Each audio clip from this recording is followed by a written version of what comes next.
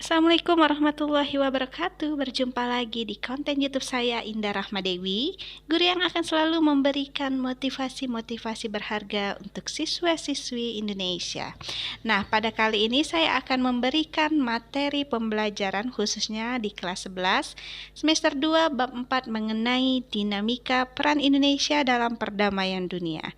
Tapi sebelumnya silakan di-subscribe, like, komen, beserta bagikan ke grup kalian, oke?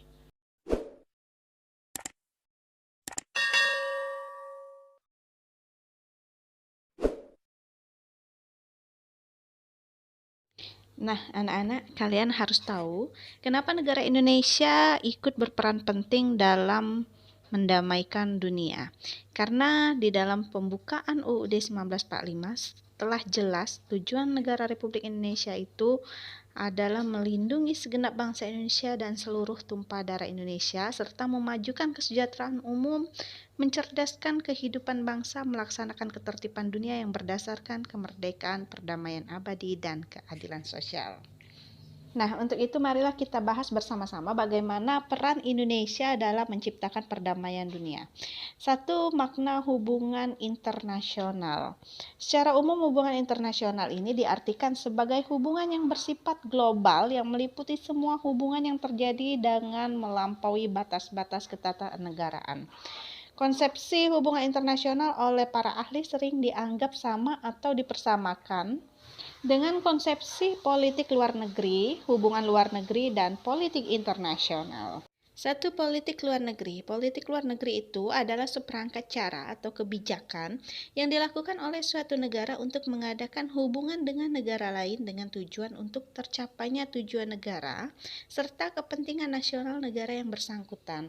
Nah, tahukah anak-anak, politik yang dipakai Indonesia untuk mendamaikan dunia itu disebut dengan politik luar negeri yang bebas aktif, di mana negara Indonesia yang baru merdeka ketika itu berdiri di antara dua negara adik kuasa, yaitu Blok Barat dan Blok Timur. Sedangkan Blok Barat dan Blok Timur itu sedang berperang.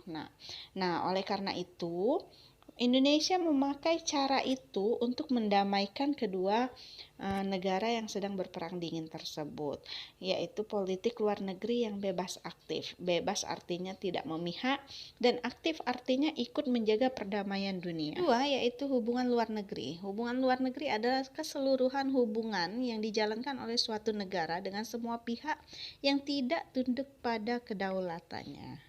Yang ketiga yaitu politik internasional.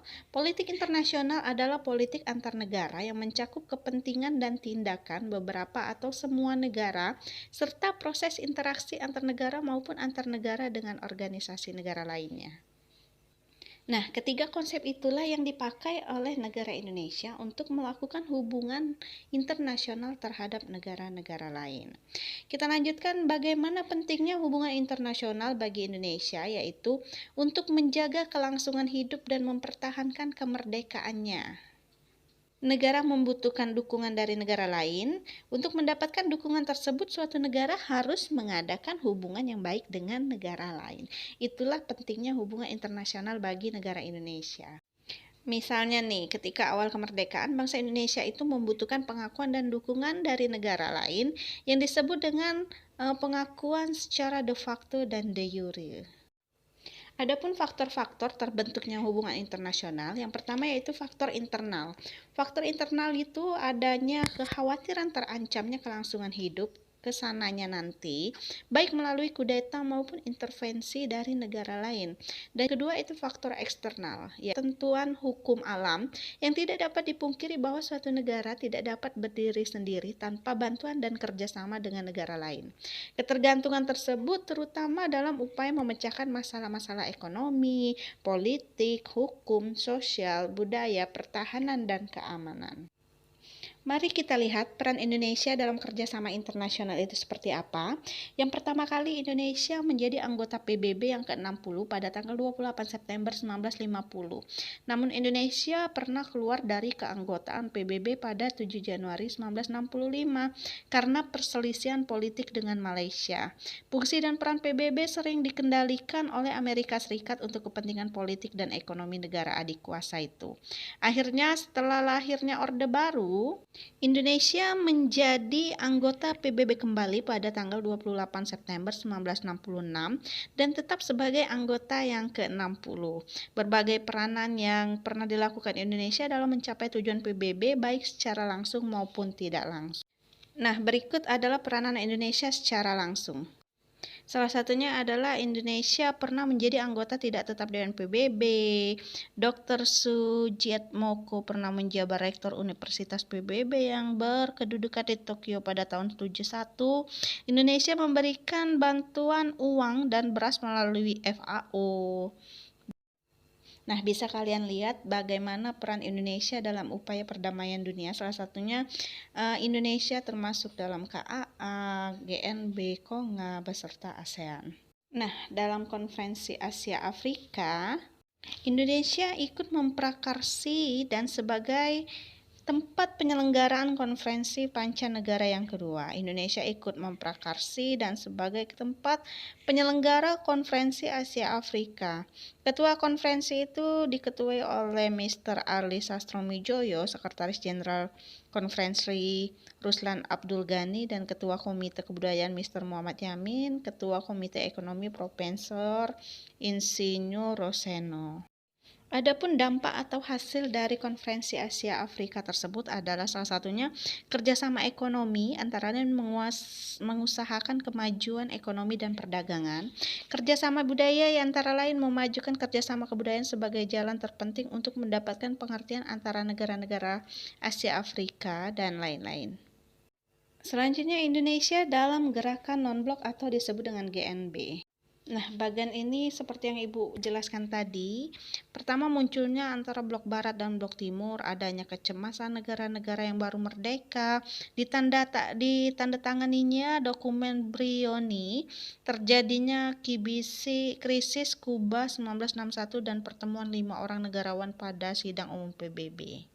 Adapun tujuan dari GNB ini adalah turut serta meredakan ketegangan dunia akibat Perang Dingin, membendung pengaruh negatif baik dari blok barat maupun blok timur, serta mengembangkan rasa solidaritas di antara negara anggota. Adapun tokoh-tokoh yang ikut berperan yaitu Joseph Broz Tito, Presiden Yugoslavia, Soekarno sebagai Presiden Indonesia, Pandit Jawaharlal Nehru, Perdana Menteri India, Gamal Abdul Nasir. Selanjutnya Indonesia berperan dalam milisi pemeliharaan perdamaian Garuda atau disebut dengan KONGA. Yang melatar belakanginya adalah Perserikatan Bangsa-Bangsa atau PBB, merupakan lembaga tertinggi yang mewadahi negara-negara di dunia.